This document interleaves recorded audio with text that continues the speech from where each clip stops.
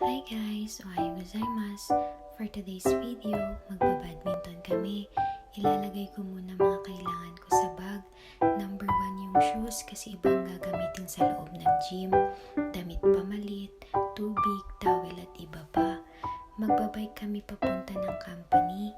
Iiwan namin doon tong bike kasi kukunin kami ng Japanese na ka-work namin dito. Ito, tamang tambay lang muna dito sa company habang inaantay sila. Maya-maya, nandito na, kasama niya yung apo niyang napaka-cute. Pasilip-silip pa nga siya, oh.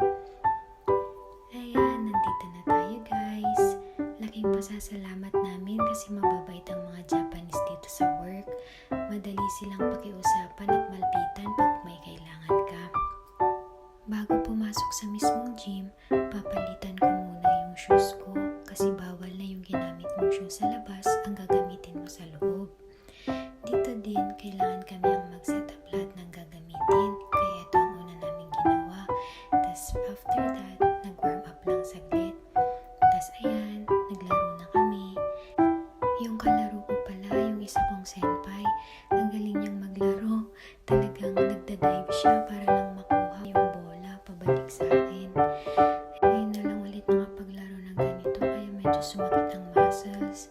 Nung natapos na kami, ayan, nililisan muna namin ang gym.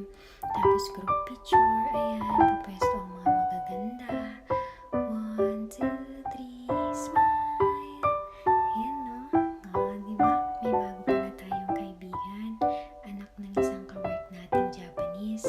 Ayan, no? Ang babait nila, very approachable din. Buti na lang magaling siyang mag-English kaya hindi tayo napasabak sa Japanese. Ayan, tapos na.